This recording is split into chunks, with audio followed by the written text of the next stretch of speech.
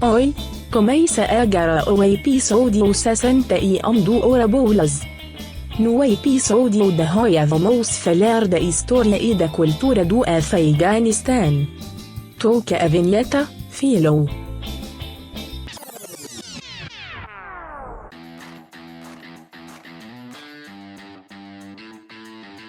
Manana Maria! Começa agora o episódio 61 do Hora Bolas, a história do mundo levada na esportiva. Eu sou o Fernando Tancredo Tanque. Eu sou o Felipe Lopes, o Filó. E eu sou Henrique Gonçalves. Mapanir Chorelaidai. Isso significa eu comi o queijo, porque eu não consegui descobrir como se fala sem apelido na língua que vocês vão entender daqui a pouco. Aí você resolveu falar eu comi o queijo. É, faz todo sentido, cara. Justamente. Porque eu comi queijo hoje no café da manhã. Entendi. Hoje aqui a gente falando do Pashto, né, que é a língua local lá do Afeganistão, que é o país aqui tema do nosso episódio 61, e Manana é obrigado, né, em Pashto. E você vê aí que faz sentido, né? Porque o pasto, o que tem no pasto? Vaca. A vaca dá o quê? Leite. E o leite faz o quê? Queijo. Olha aí. Olha, conexão incrível mesmo. Mas antes da gente começar aqui a falar do Afeganistão, dá aquela passada nas nossas redes sociais.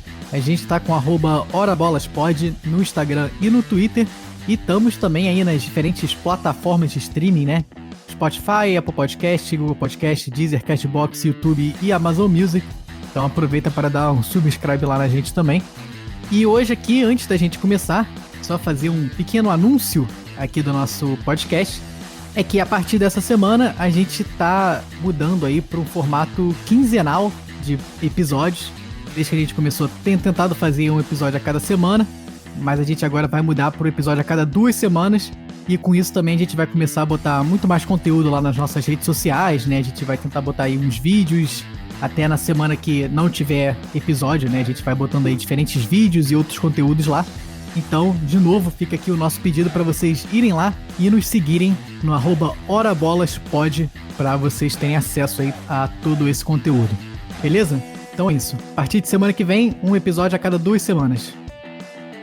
Mas então, aqui passando pro tema do nosso episódio hoje, como eu falei aí, como a Maria também já falou, é o Afeganistão, país que infelizmente voltou aí às manchetes dos jornais mundiais, né, no mês passado, com a volta do Talibã ao controle do país. E hoje a gente conta aqui um pouco da história desse país, que é uma história até bem triste e sofrida, né, para a população afegã, e tenta também explicar um pouco como que a gente chegou no ponto que a gente está hoje lá, né? Mas, além disso tudo, acho que a nossa ideia aqui com esse episódio era também mostrar um pouco mais do país, né? A gente acaba sempre associando muito a imagem do Afeganistão com guerra e terrorismo e tudo isso, mas tem muito mais além disso, né? Existe uma cultura aí milenar que acaba ficando de segundo plano para todas essas coisas aí que tem acontecido nos últimos 20, 30 anos, mas a gente queria trazer aqui uma outra visão, né, e falar um pouco também das coisas bonitas lá do Afeganistão. Exatamente. A gente vai falar da parte ruim, né, que faz parte da história e tem que ser falada, mas também a nossa ideia é trazer uma parte boa, que nem todo mundo conhece. E já falando aqui um pouco do país, né, a gente sabe que essa crise toda aí está muito relacionada à história em si do Afeganistão, mas também relacionada a muitos erros aí, né, internacionais, principalmente dos Estados Unidos, que é essa ocupação duvidosa que foi criada lá atrás por eles mesmos, que a gente vai contar também. Mas uma informação interessante é que essa retomada aí do Talibã também acabou mudando a própria bandeira do Afeganistão. Agora, a bandeira teoricamente oficial, né, com a retomada do Talibã, é uma bandeira do Estado Islâmico do Afeganistão, que é uma bandeira branca, com uma escrita em preto no alfabeto árabe, mostrando ali um dos 5 pilares do islamismo. Embora o governo exilado do Afeganistão, né, que é o antigo governo, e até os outros países, a ONU, né, as forças internacionais reconheçam a bandeira antiga, que era usada aí antes da retomada dos talibãs, que é inclusive uma bandeira bonita até, uma bandeira com 3 listras verticais, preta, vermelha e verde, e no símbolo um brasão de armas branco também, com toda aquela estética ali local. Então a gente tem essa dualidade aí do ex-governo com o atual governo do Afeganistão também na sua bandeira. E além de ter mudado a bandeira, e a bandeira antiga era bem bonita, né? Mas mudou também o nome do país. O Afeganistão se chamava República Islâmica do Afeganistão, e desde que o Talibã tomou o controle aí, eles mudaram para o Emirado Islâmico do Afeganistão. E aí a gente fica no aguardo de ver se tanto bandeira como nome vão ser aceitos e reconhecidos internacionalmente, né? Assim como o governo Talibã. E Afeganistão, que significa terra dos afegãos, né? Esse estão, esse sufixo aí também, mais um, muito comum ali nos países daquela região. Afegão é o povo originário, né? Exatamente ali desse país. E como já é aqui costume nos nossos episódios sobre países, dar aquela passada inicial aqui em alguns dados do Afeganistão. O Afeganistão fica no centro da Ásia e faz fronteira com o Paquistão ao sul e ao leste, o Irã ao oeste e os outros estãos, Turcomenistão, o Uzbequistão e o Tajiquistão, todos ao norte, e com a China a nordeste, então mostra aí bastante como tá nesse meio aí entre o Oriente Médio e a China.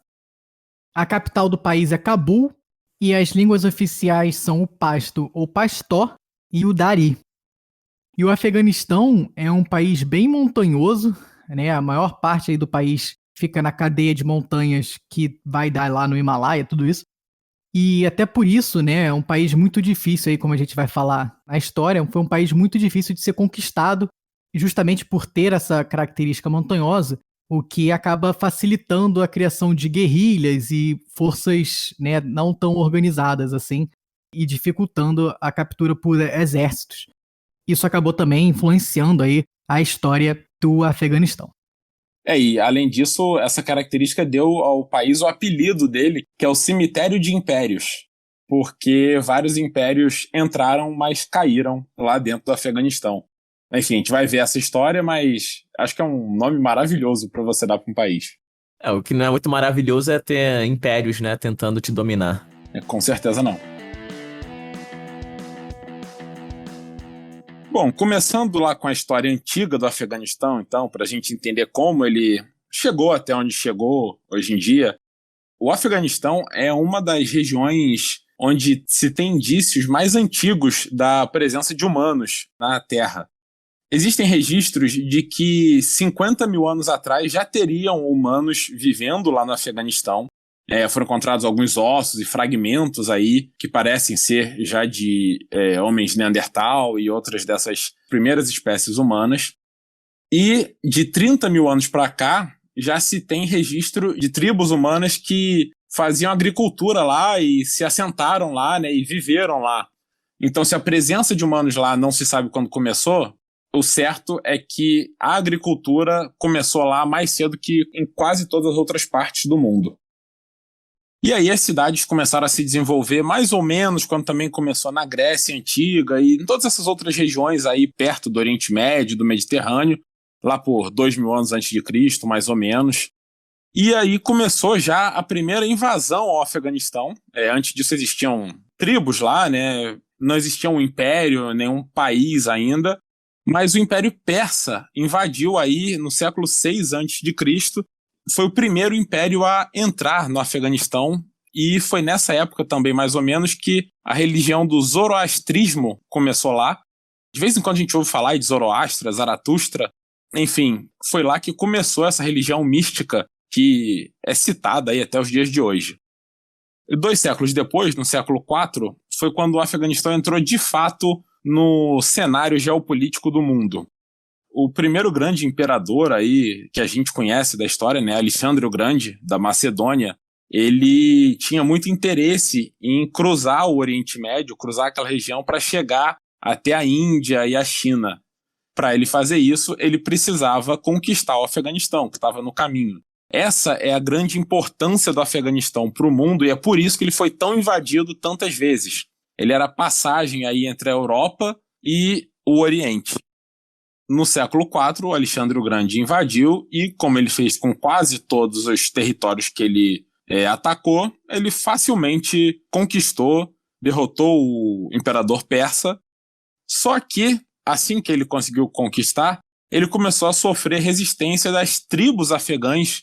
E aí é o que o Tanque falou da guerrilha, né, da resistência, e por que esse relevo montanhoso oferece uma facilidade, né, para esse tipo de luta, já que você consegue se esconder muito melhor, preparar emboscadas, e com isso o mesmo Alexandre o Grande, o cara que dominou quase todo o mundo conhecido ali da época, naquela região do Oriente Médio e do Mediterrâneo, ele disse que o Afeganistão era um país muito fácil de entrar, mas muito difícil de sair.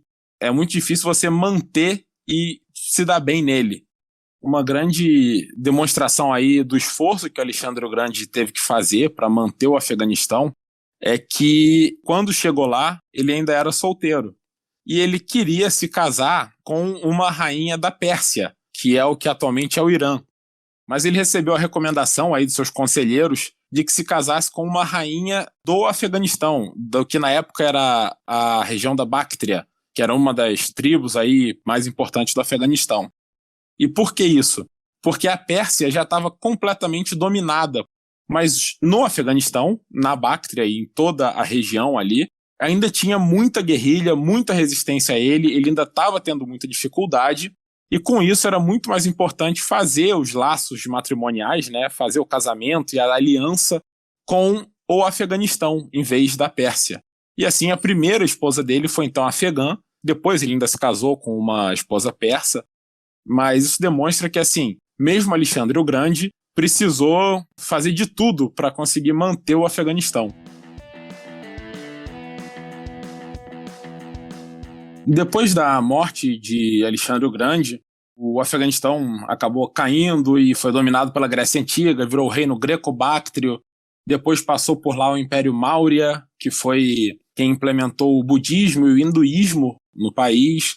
E aí teve uma série de reinos que foram invadindo o Afeganistão e lutando uns com os outros, reinos que a gente não conhece mais, né? Como eu falei, o Império Maurya, o Império Kuchana e outros.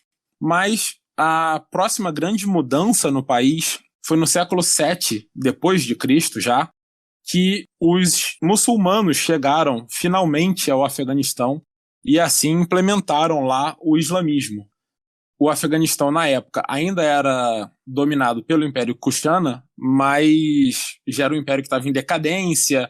E aí, em 642, os árabes, eram chamados de árabes Rashidun, eles conseguiram conquistar uma boa parte ali do Oriente Médio e, finalmente, em 651, eles entraram na região que hoje é o Afeganistão. E aí eles começaram a implementar o islamismo lá. Existiu uma certa resistência, já que o hinduísmo e o budismo tinham sido implementados, estavam lá há alguns séculos, mas com o passar dos anos e das décadas e séculos mais, o islamismo foi sendo aceito no Afeganistão. Cabul, que é a atual capital, só chegou ao domínio árabe em 870. Foram mais ou menos 200 anos que os árabes levaram para conquistar todo o Afeganistão de fato. O que mostra também, novamente, a dificuldade de você encarar as resistências locais, né? Estimam que ainda levou mais ou menos 200 anos para que todo o Afeganistão acabasse se convertendo ao islamismo. É lógico que, como eu falei, a área do Afeganistão era muito importante e, assim, os impérios de todas as épocas iam continuar tendo interesses no Afeganistão. A invasão seguinte foi do Império Mongol, os mongóis que tinham uma força aí bem grande na Idade Média. Por volta dos anos 1200, eles acabaram invadindo o Afeganistão. Eles queriam tomar esse controle para que eles pudessem ter muito mais poder político na negociação com os outros reinos da época. Teve também uma outra invasão aí, logo depois, de um império aí dos turcos, um império que era descendente de Gengis Khan. Então, assim, isso mostra que realmente o Afeganistão continuava sendo um grande ponto de batalha ao longo dos séculos da Idade Média inteira.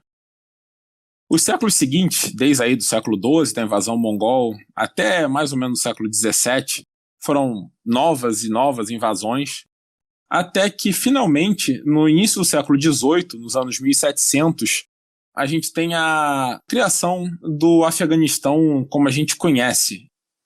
O Ahmed Shah Durrani, ele era um líder do Império Durrani, era muçulmano, e ele conseguiu dominar o Afeganistão no ano de 1747. Ele chegou na cidade de Kandahar, que é a segunda maior cidade do Afeganistão, e conseguiu dominar o país, dominou também uma parte do Irã, uma parte do Paquistão e até uma parte da Índia, e estabeleceu-se ali e finalmente deu uma cara de autonomia ao Afeganistão, porque, como a gente falou, o Afeganistão sendo dominado por vários impérios, embora os pastuns estivessem lá, né, o povo, todos os povos do Afeganistão continuassem lá, eles nunca tiveram uma autonomia, eles eram sempre dominados por outros povos. E foi aí a primeira vez em que o Afeganistão foi de fato uma região ou um império cujo líder era de fato um afegão. Quando o Shah faleceu em 1773, os filhos dele assumiram, depois os netos, foi virando de fato aí uma dinastia, e foi aí também que a capital foi pela primeira vez transferida para Cabul. Foi de Kandahar para Cabul. E se tornou, durante essa época, um dos maiores impérios daquela região. Na verdade, era o maior império muçulmano no século XVIII. E até hoje, o Ahmed Shah Durrani é considerado o fundador do Afeganistão. Alguns chamam ele de pai da nação. Foi o primeiro aí a, digamos, unificar e conseguir a independência, de fato, do Afeganistão. E aí, a dinastia Durrani e os descendentes dele ficariam no poder aí até a chegada dos britânicos, que sempre chegam. E aí a situação atual do Afeganistão começou a se desenhar, como o Henrique falou aí, com a chegada, a invasão do Império Britânico. Na metade aí do século XIX, né, por volta de 1840, estava tendo no mundo, especialmente aí nessa região da Ásia, uma batalha, né, que ficou conhecida depois como Grande Jogo, entre os impérios britânicos e russos. Algo até bem parecido com o que foi a Guerra Fria, né, só que numa escala um pouco menor, e aí 100 anos antes, né. E com isso, o Império Britânico, então, tenta invadir o Afeganistão para ganhar influência política sobre a região. Isso dá início à Primeira Guerra Anglo-Afegã, que ocorreu entre 1839 e 1842. Aí, 30 anos depois, em 1878, tem a Segunda Guerra Anglo-Afegã, quando aí sim a coroa britânica consegue ganhar a guerra e faz um tratado onde o Reino Unido passa a controlar as relações exteriores do Afeganistão. Então, o Afeganistão aí fica sob influência britânica por aproximadamente 40 anos, até 1919, quando então tem a Terceira Guerra Anglo-Afegã, né, já mostrando aí esse histórico de guerras do país. O Afeganistão, então, consegue romper com a influência britânica e se declara um país independente, então, em 1919. E aí é interessante que, logo depois da independência do Afeganistão, é criado, então, o Emirado do Afeganistão, com um rei, o rei Amanullah Khan, e essa nova monarquia afegã, na verdade, começa a passar várias reformas para até modernizar o país. Entre elas, a abolição, né, da obrigatoriedade das mulheres de usar a burca, né, que é aquela vestimenta tradicional do Islã, que cobre toda a mulher, né, deixando só aí os olhos expostos. Essa monarquia afegã lá atrás, em 1920, já estava abolindo, né, a necessidade da burca, além de abrir também as escolas para meninas e tentar aí aumentar as relações exteriores do país com o mundo. Isso acaba gerando aí uma série de revoltas, né, entre líderes tribais e líderes religiosos, o que leva aí a uma guerra civil dentro do Afeganistão no final da década de 20, começo da década de 30, até que, meados da década de 30, sobe ao poder aí um novo rei, o rei Zahir Shah, que tinha ainda essa ideia de modernizar o país, mas não era de uma forma assim tão abrupta quanto o rei Amanullah Khan tentou fazer lá no começo do século XX. E aí, com a subida do rei Shah, o Afeganistão passa por um período aí de relativa paz por quase 40 anos, e até, de certa forma, como eu falei, assim, com o país se modernizando e realmente melhorando as suas relações internacionais.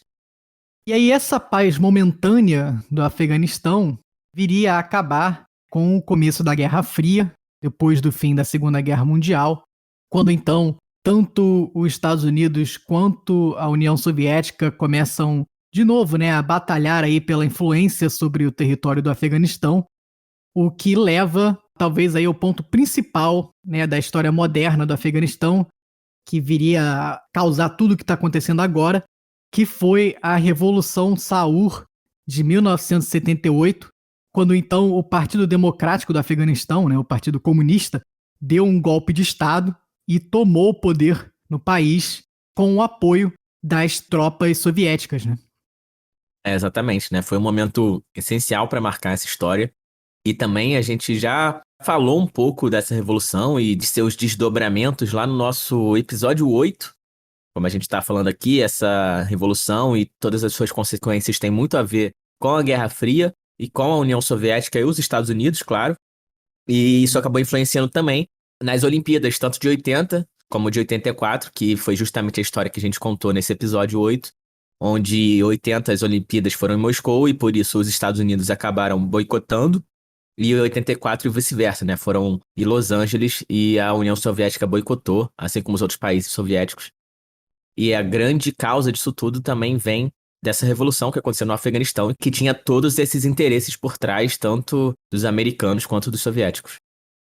É, justamente. Então essa Revolução de Saur de 1978 torna o Afeganistão um país comunista, e isso, obviamente, né, gera aí uma grande oposição dentro do próprio país, o que leva o país a entrar em guerra civil já no ano seguinte, em 1979. E a principal oposição aí a esse governo socialista do Afeganistão era um grupo conhecido como Mujahidins, que até quem está aí acompanhando as notícias do Afeganistão provavelmente já ouviu esse nome. E esse grupo dos Mujahidins era um grupo guerrilheiro e que tinha muito apoio dos Estados Unidos.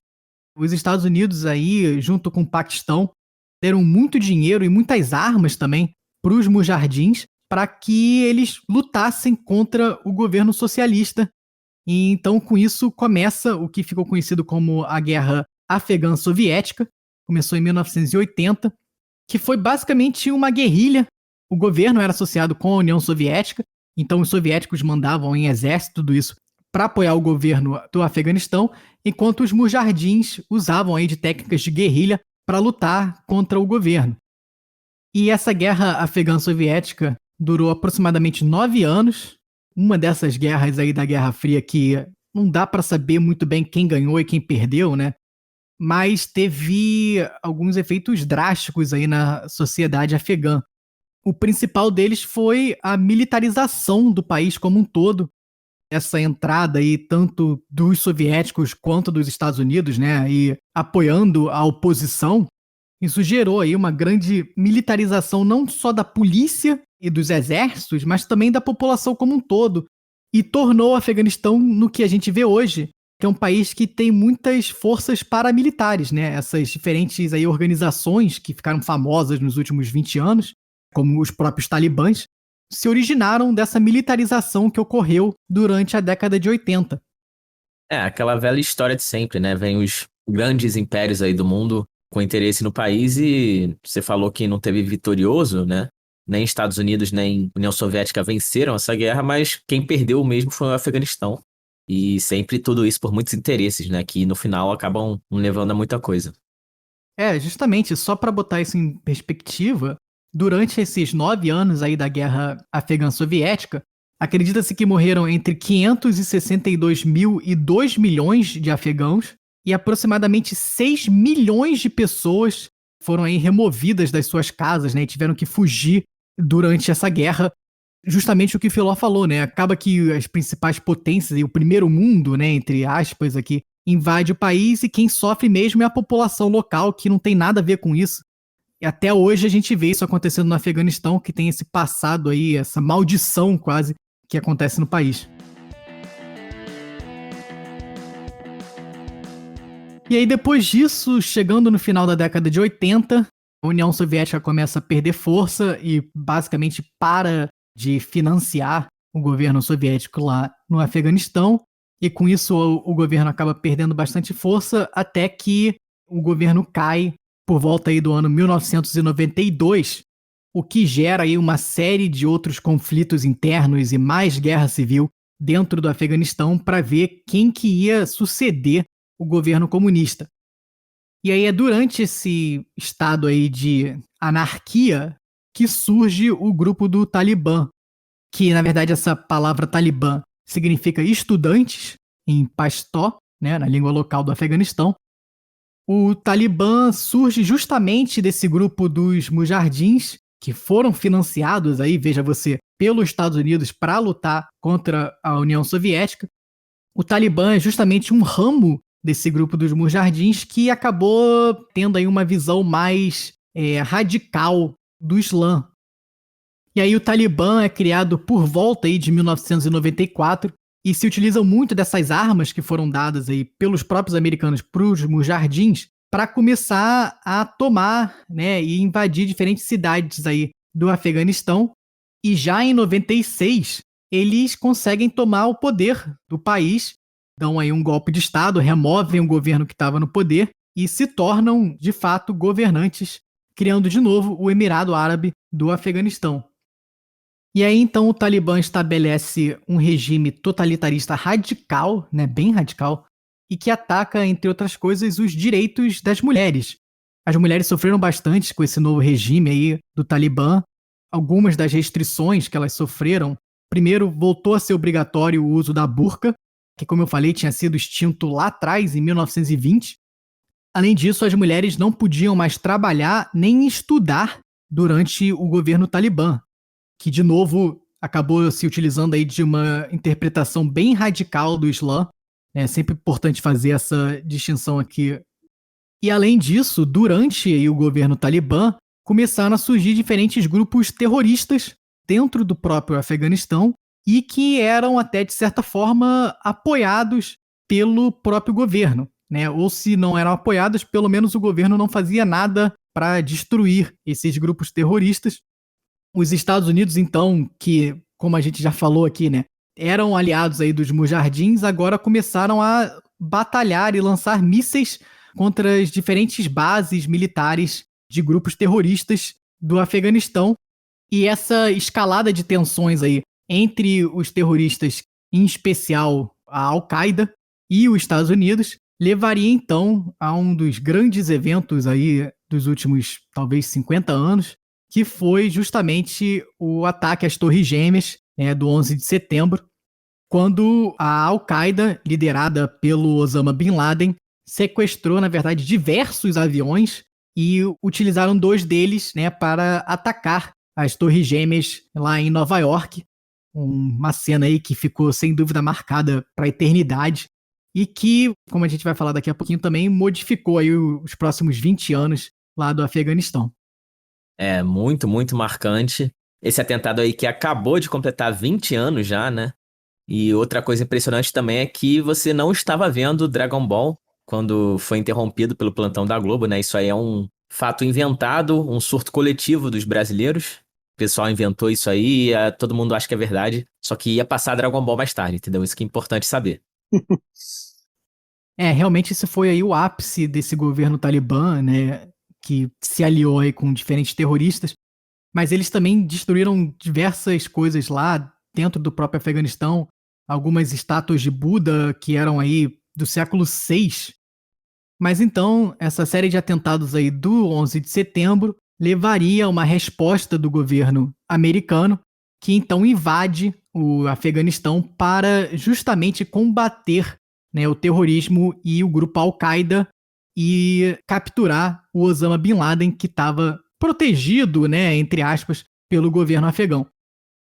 E com isso, então, a gente entra aí na próxima página da história do Afeganistão, que é justamente a ocupação americana, que durou aí 20 anos, né, de 2001 até 2021.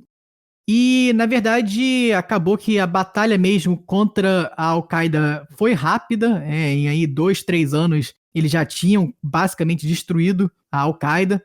O Osama Bin Laden foi morto depois, mas os americanos ficaram lá por bastante tempo, né? Muito controversa toda essa ocupação americana, mas com a justificativa de que eles estavam tentando estabilizar o país, o que hoje acaba sendo até irônico, visto que o Talibã rapidamente voltou ao poder depois da retirada das tropas americanas.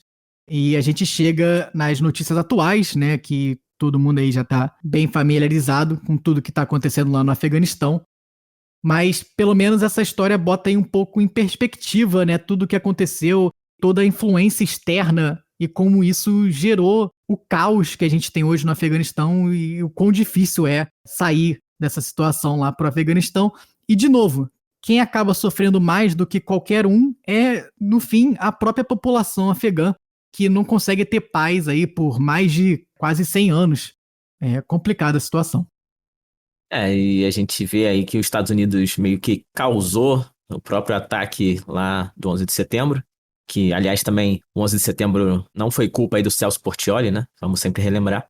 Mas, falando sério aqui, os Estados Unidos também saem agora do Afeganistão, né? Meio que às pressas, sem deixar nada controlado, sem deixar nenhum plano para o governo de realmente retomar o país de maneira democrática e dar no que a gente está vendo aí nas notícias, né? Muito, muito triste.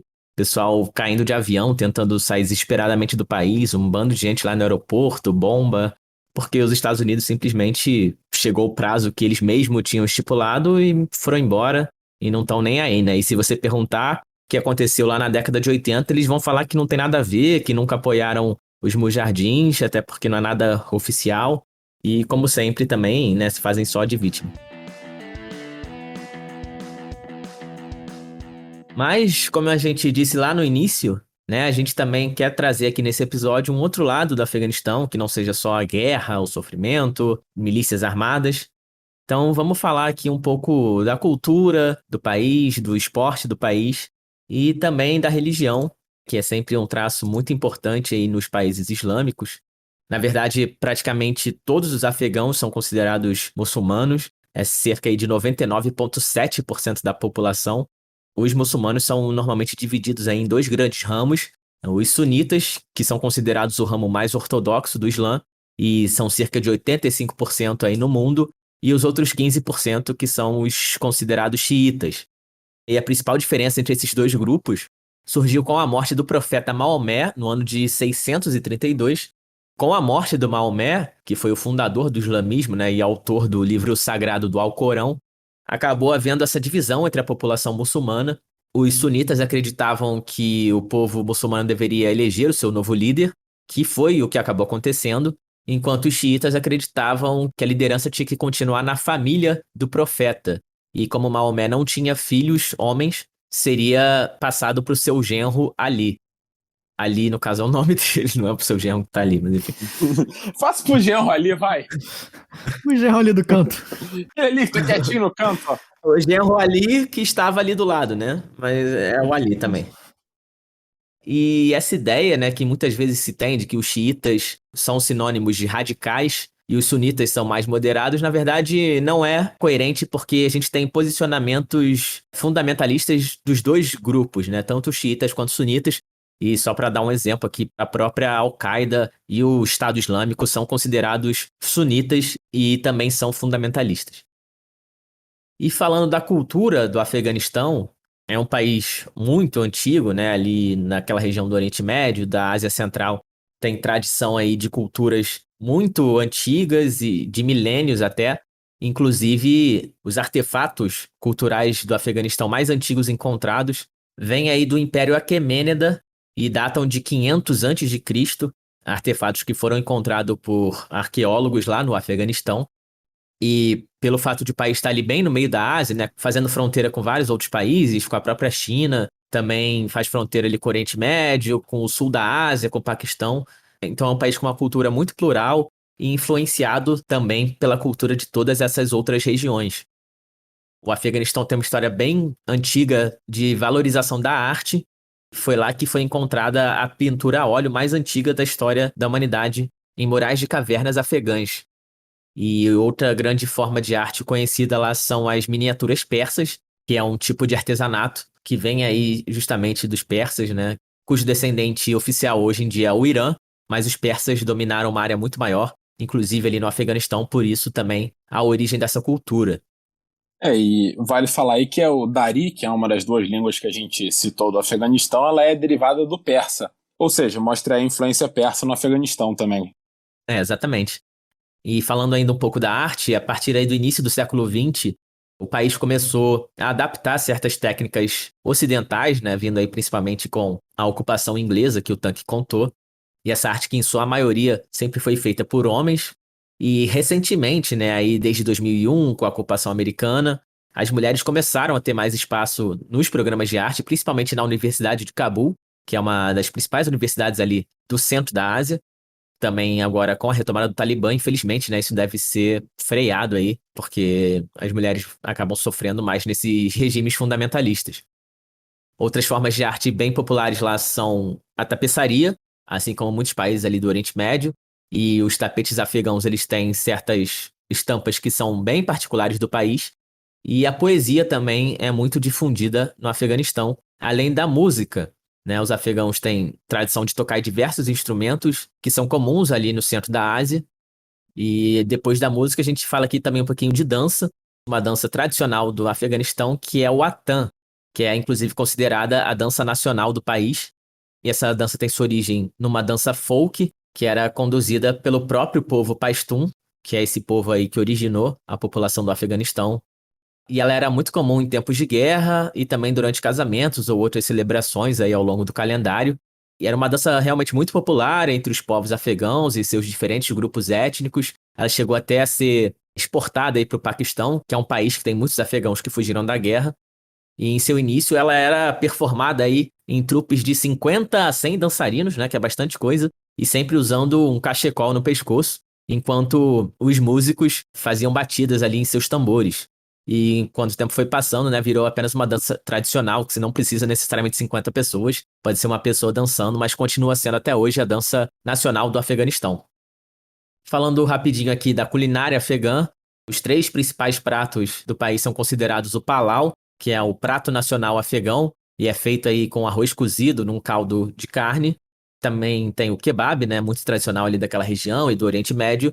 E tem ainda o mantu, que é como se fosse um bolinho de carne. Então fica aí para quem quiser pesquisar, fazer uma receita, parece tudo muito gostoso. Falando aqui da retomada dos talibãs nesse ano de 2021, acaba sendo também, infelizmente, uma ameaça à cultura, ao próprio patrimônio cultural do Afeganistão.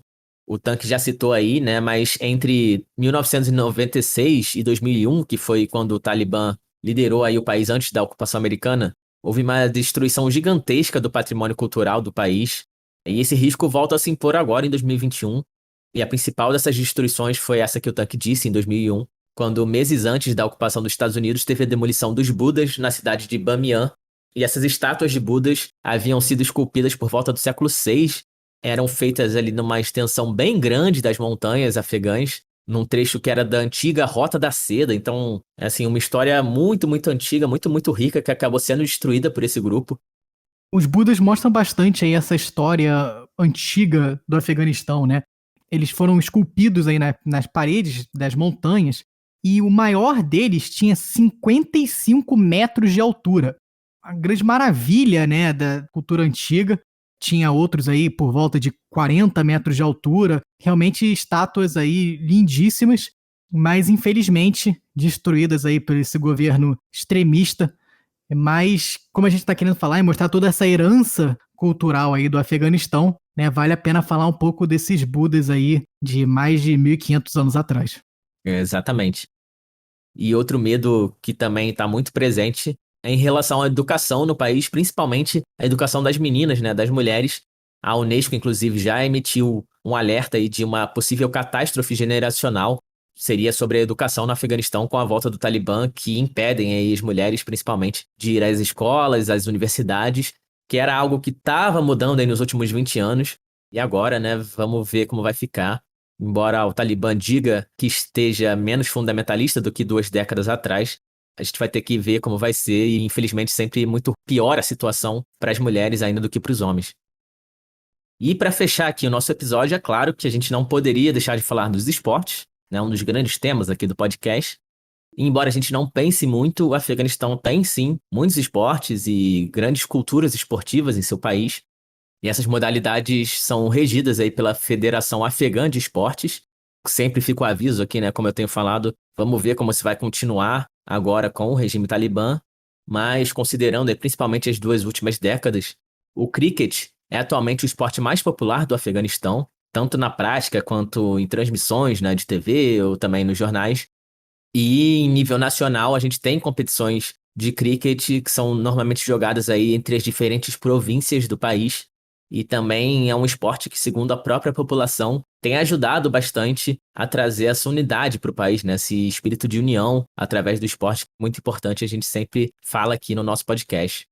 O cricket, na verdade, é bem recente até, ele foi introduzido no Afeganistão por refugiados paquistaneses, depois aí do regime do Talibã, e a seleção nacional afegã de cricket foi formada em 2001, né, o mesmo ano aí da ocupação dos Estados Unidos. Depois, em 2008, a seleção conseguiu chegar aí na Liga Mundial de Cricket pela primeira vez. Em 2010 foi formado o time feminino do Afeganistão, que é, né, bem importante a gente sempre frisar aqui, as mulheres tendo algum espaço aí no esporte do país. E em 2015 foi a primeira vez que o país conseguiu se classificar para a Copa do Mundo de Cricket e repetiu sua participação em 2019, na última edição que a gente teve até agora. O segundo esporte mais popular do país é o futebol, e a seleção afegã é a mais antiga do país, foi formada em 1922. O futebol, né, que também vem muito aí do domínio inglês no Afeganistão, aí no início do século XX. E depois a seleção do Afeganistão se juntou à FIFA ainda em 1948 e à Confederação Asiática de Futebol em 1954. Apesar de bem tradicional, né, o futebol não tem bons resultados aí em sua história. A seleção do Afeganistão, em jogos internacionais, teve o seu melhor resultado nos Jogos Asiáticos de 1951, quando chegou em 4º lugar, e nunca disputou uma Copa do Mundo. E nas Olimpíadas, a seleção do Afeganistão participou uma vez em Londres, em 1948. E já que o Filó citou aí as Olimpíadas, o Afeganistão tem 2 medalhas de bronze na sua história, nas Olimpíadas, as 2 vindo do Taekwondo.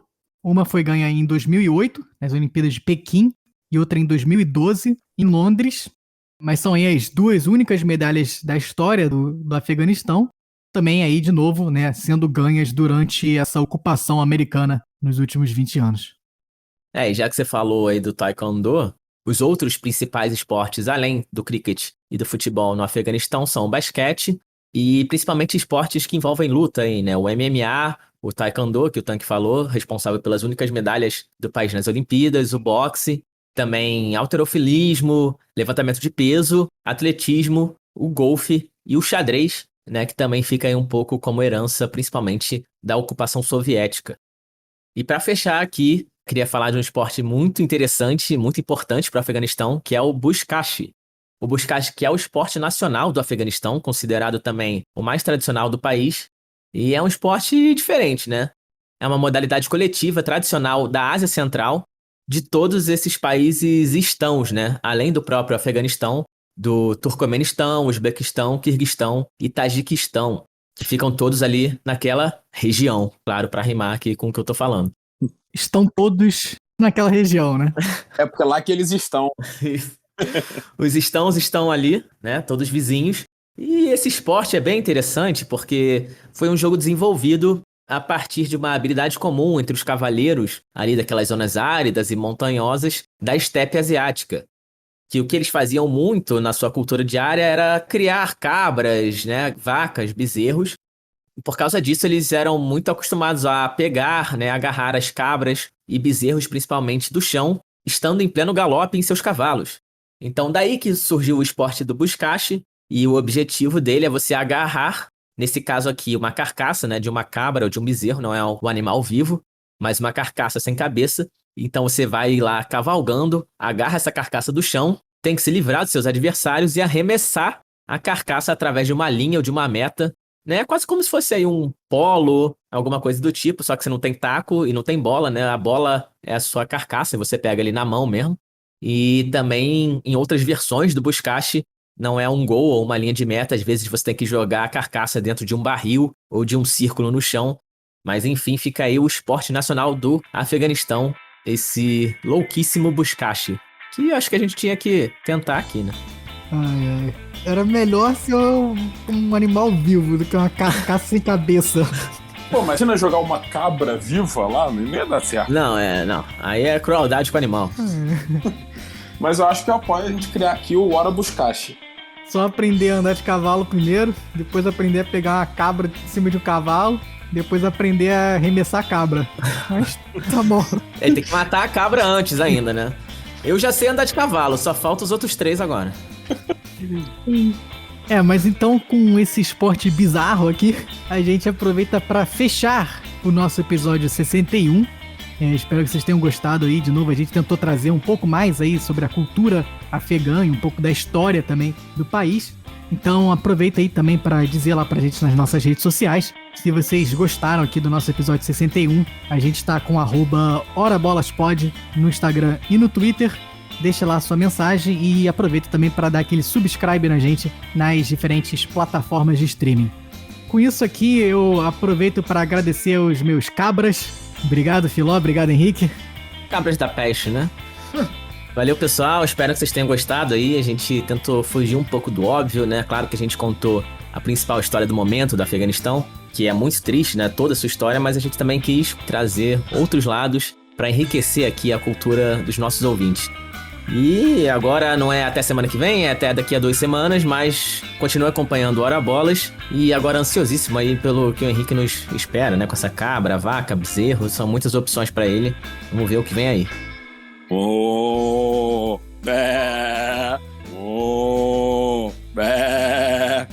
Tem a fazenda inteira aqui em casa hoje em homenagem ao Afeganistão. E como vão ser 2 semanas, né, até o próximo episódio, por isso eu fiz 2 vezes cada um deles. Tá certo. Pro pessoal não ficar com saudade, né? Exatamente. Se você tiver com saudade da gente, é só colocar no episódio ali no finalzinho e botar pra repetir sempre. O pessoal já tá voltando aqui só nessa parte, né? Pra ouvir os animais, é o que a galera mais gosta, com certeza. Mas é isso aí. Valeu, galera. Espero que vocês tenham gostado desse episódio do Afeganistão. E até daqui a uma quinzena. Então é isso, galera. Obrigado de novo. Abraços e até o próximo episódio.